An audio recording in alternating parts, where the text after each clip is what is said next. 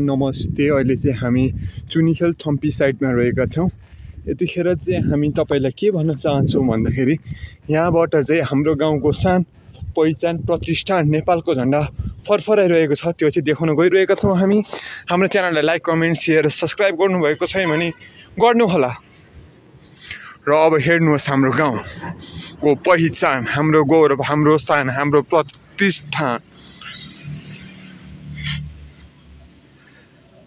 हाम्रो गाउँलाई चिनाइरहेको छ यस नेपालको झन्डाले। छुट्टै प्रकारको विशेषता झल्काएको छ झन्डाले। हाम्रो गाउँकोलाई नयाँ खालको मौलिकता बनाएको छ। र यो नेपालको झन्डाको विशेषताको कुरा गर्नु पर्दाखेरि हाम्रो नेपालबाट जति पनि दाजुभाइहरू जानुहुन्छ विदेश, उहाँहरू त आफ्नो देशबाट त जानुभयो, तर उहाँहरू आफ्नो देश आइपुग्दाखेरि आफ्नो गौरव होस् भन्नेको कारणले यस झन्डाको निर्माण गरिएको हो। र यस झन्डा चाहिँ अग्लो शिखरमा रहेको छ, जसमा चाहिँ डाँडामा चाहिँ हामीले रुखहरू थोरै मात्रामा फडानी गरेर चाहिँ नेपालको झन्डा सबैभन्दा ठुलो र एकदम हाइटमा चाहिँ हामीले नेपालको झन्डालाई स्थापित गरेका छौँ। विदेशी दाजुभाइहरूलाई चाहिँ आफ्नो देश आइपुग्दाखेरि छुट्टै प्रकारको शान होस् भनेर हो यस झन्डाको चाहिँ हामीले विकसित गरेर विकास गरेका हौँ, निर्माण गरेका हौँ है। हामी चाहिँ अब बिस्तारै हिँड्दैछौँ।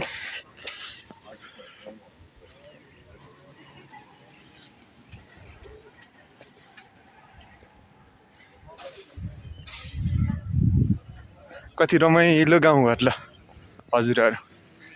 तर यहाँ त धेरै ढलानको घर रहेछ है, तर माटोको घर चाहिँ मलाई एकदम मनपर्छ। साना साना कटेजहरू है, कस्तो राम्रो छ काठमाडौँ सहर।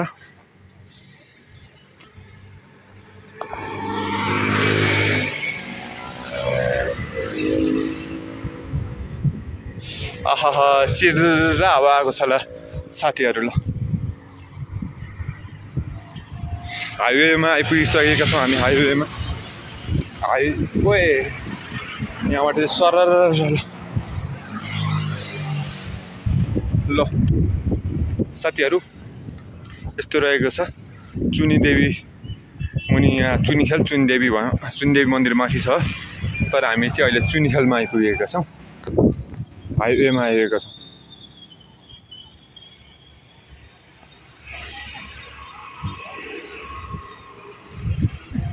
हाम्रो नेपालको झन्डा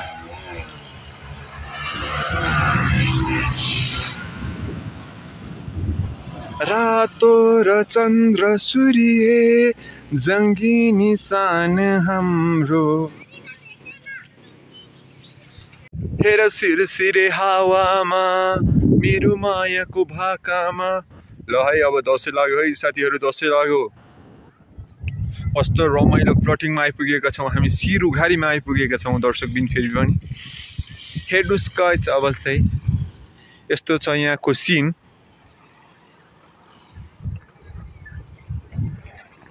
अब चाहिँ म तपाईँहरूलाई लौसीको बोर्ड देखाउन गइरहेको छु। यो रहेको छ लौसीको बोर्ड, जुन एसियामा मात्रै पाइन्छ। एसियाको पनि नेपालमा मात्रै पाइने गर्दछ। अलिकति लौसी चाहिँ हरियो हरियो छ, खाने सिजन हुँदैछ। हामी चाहिँ बिस्तारै बिस्तारै लाग्दैछौँ गाइज। फलो मी तौथली पातिङ्गल भ्लग, फेसबुक, टिकटक, युट्युब, हरेक चिजमा फलो सब्सक्राइब गर्दै गर्नुहोला। हामी तपाईँहरूलाई गाउँतिरको अपडेट यसो देखाउँदै गर्नेछौँ।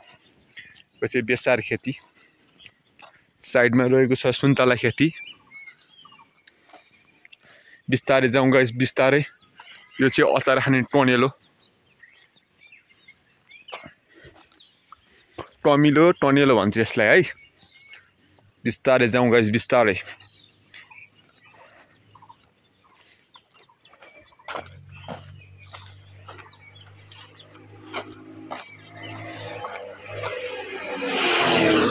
हेर्नु स्कुटर कुदाएको, यो चाहिँ हाम्रो अर्ग्यानिक तितेपाती ओखतीमूलक कुरा हो, जसबाट विभिन्न जडीबुटीहरू बनाइन सकिन्छ।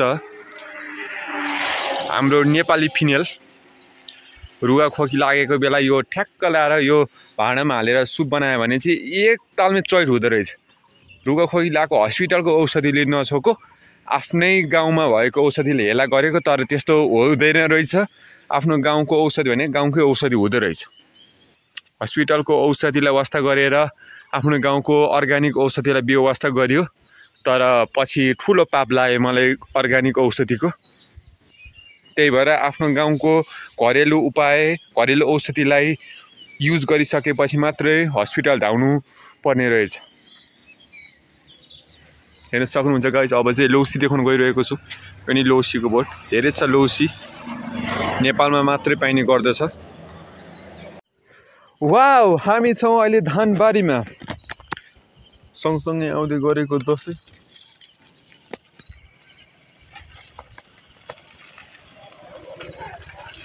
यो चाहिँ झरीपछि आएको उज्यालो दिन हो हजुर।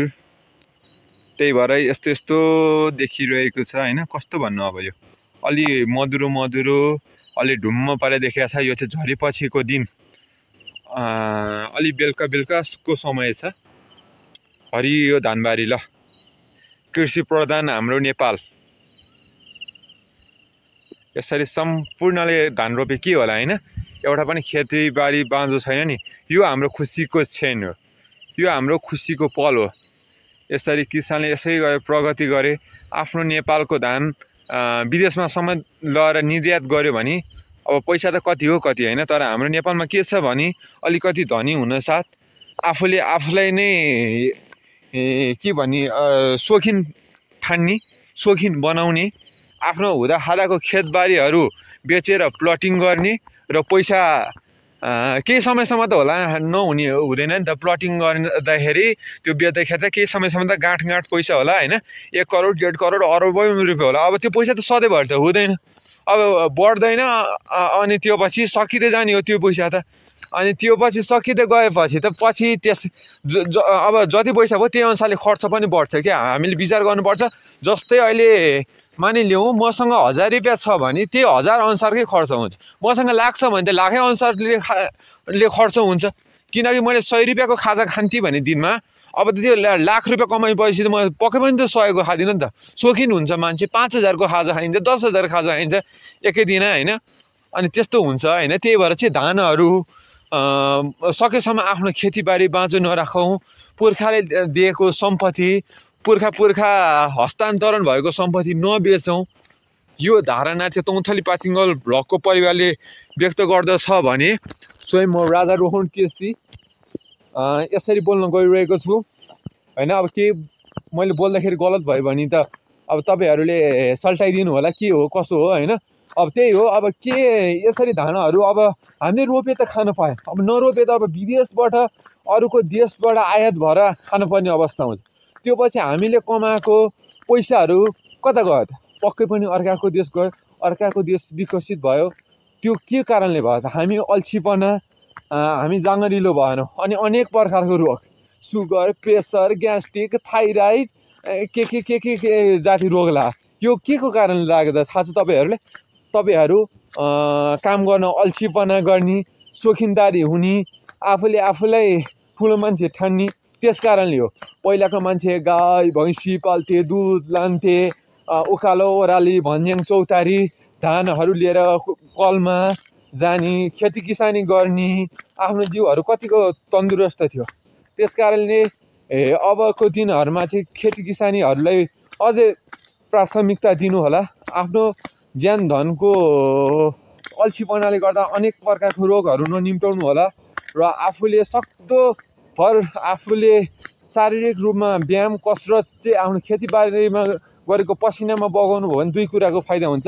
एउटा त खेतीबारी बाँझो रहेन र खेतीबारीबाट लाभ लिन सक्यो, र अर्को आफ्नो जिउको स्वास्थ्यपन पनि राम्रो भयो। त्यस कारणले अझै मिहिनेत गर्नुपर्छ। आफ्नो खेतबारी बाँझो राखेर मलाई फिटिकै मन पर्दैन। म चाहिँ राजा रोहन केसी। मैले विदेशको भिसा च्यातेर देशमा बसेको हो। 5000 को भिसा 5000 लागेको थियो मेरो भिसा बनाउन। त्यो मलाई चाहिँ के भएको थियो भन्दाखेरि जो म यहीँ नेपालमै बसेर के गर्छु भन्दाखेरि कसैले मलाई 1 सुको पनि दिएन, 1 सुको पनि दिएन। त विदेश जान्छस् भने मेरो तर्फबाट 3 लाख रुपियाँ, 2 लाख रुपियाँ मेरो सुनको औँठी बन्दकी राखिदिन्छु, त्यस्तोसम्म भनेको थिएँ मलाई।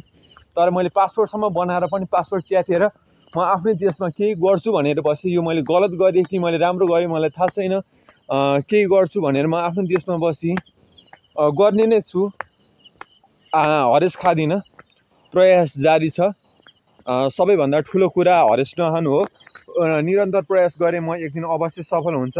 अहिले हेर्नुहोस् म धानबारी देखाउँदै बाटोमा हिँडिरहेको छु। तपाईँहरूको लागि दिनरात सङ्घर्ष र त्याग गरिरहेको छ। कहिलेसम्म यो त्याग गर्नुपर्ने हो? अब तपाईँहरूले हाम्रो गाउँले कथाको परिभाषा बुझाउनु पर्ने भयो होइन।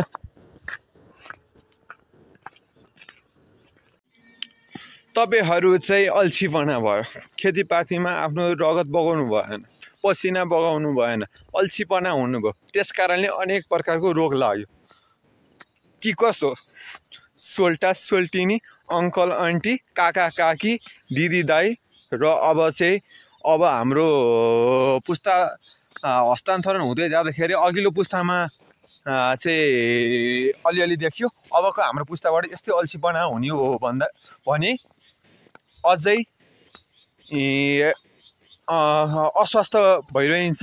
अल्छीपना झन् बढ्छ, झन् रोगले च्याप्छ। हामी जेनजी पुस्ता हौँ होइन। धानबारीमा सिन मात्र हेर्नु न गाई, सिन कति राम्रो सिन छ है। अनि अर्को कुरा, म सुट प्यान्ट लाएर कता गएर आयो भन्नु थाल्नु होला है। अब यस्तो दसैँको बेला छ नि त, अनि होला दसैँको बेला छ। धान यसरी किसानले दुःख गरेको धानसँग रमाउँदै म चाहिँ बिहानै पख यसो हिँडेको थिएँ आफ्नो लागि दुलै खोज्नको लागि। आमाले जहिले पनि दसैँमा टिका लाउँदाखेरि यो पालि त एक्लै भएस्, अर्को पालि चाहिँ बुहारीले भनेर हरेक वर्ष आशीर्वाद दिनु। के गर्नु? त्यही भएर आमालाई दसैँको लागि बुहारी दिउँ कि भनेर यसो निस्केको कोट प्यान्ट लाएर बुहारी नभेटेर अब हेर्नुहोस् फर्किँदैछु ट्याक्क लाएर। हामी छौँ धानबारीमा हिँड्दैछौँ। किसानको दुःख हाम्रो सान, हाम्रो मान। जति दुःख गर्यो त्यति नै फल होइन। अरूको देशमा रगत पसिना बगाएर सुन फलाउनु भन्दा आफ्नो देशमा दुःख पसिना रगत काटेर लसुन फलाउनु नै ठुलो मान्छु म। यो मैले गल्ती माने या सही माने त्यो हजुरहरूको जिम्मामा। म विदेशी पासपोर्ट च्यातेर बसेको मान्छे हो। 5000 को पासपोर्ट च्यातेर बसेको। किन थाहा छ? मलाई विदेश जानको लागि 100औं मान्छेले ऋण हालिदिन्छु भने, तर म नेपालमै बसेर कुखुरा फार्म खोल्छु भन्दाखेरि कसैले हाल्दैन। केही बाख्रा फार्म खोल्छु भन्दा कसैले हाल्दैन। गाई पालन गर्छु भन्दा कसैले हाल्दैन। तरकारी खेती गर्छु भन्दाखेरि कसैले हाल्दैन। कति स्वार्थी छ यो दुनियाँ। तर मैले आरके फार्म चाहिँ खोलिसकेको छु। लगानी भइसकेको छ मेरो र सञ्चालन पनि भइसकेको छ। यति हजुरहरूलाई लोकल कुखुरा तथा कुखुराको चल्लाहरू चाहिएमा पक्कै पनि सम्झिनु होला। अहिले चाहिँ हाम्रो फार्ममा रहेको छ लोकल कुखुरा। त्यो पछि चाहिँ हाम्रो CP 500 ब्रोइलर कुखुराको, अनि त्यो पछि चाहिँ घाँटी खुइले, लौकाट र साथसाथै बट्टाई, टर्की र चाइनिज हाँस चाहिँ हामीले उत्पादन गरिरहेको छ। आरके फार्म कम्पनी तौथली पातिङ्गल ब्लकको दर्शकहरूलाई चाहिँ एकदम कम मात्र र सुपथ मूल्यमा चाहिँ राजा रोहन केसीले दिन्छ। Tauthali पातिङ्गल ब्लकलाई सम्झिनु। RK farm private limited राजा रोहन केसीको अफिसियल फार्म हो र तपाईँहरूको लागि home delivery free home delivery. विश्वासघात नगर्नुहोस्, क्यास विथ डेलिभरीको सुविधा छ। हामी तपाईँहरूलाई आफ्नो तपाईँहरूको घरसम्म ल्याइदिन्छु। आफ्नो फार्मबाट तपाईँहरूको घरसम्म निःशुल्क रूपमा। ल यति चाहिँ तपाईँहरूलाई हामी तौथली पातिङ्गल ब्लकको बासा भयो होइन। तौथली पातिङ्गल ब्लकले त साथी दिएको छ। राजा रोहन केसीको तर्फबाट तपाईँहरूलाई home delivery free all over के अरे अल नेपाल डेलिभरी फ्रीको सुविधा छ। धानबारीमा रमाउँदैछु र म ट्याक्क लाएर हिँड्दैछु। के गर्नु, यस्तो बिजोग छ जिन्दगी। छैन जोडी छैन मस्किनी, आफै भात पकाउने आफै पस्किनी।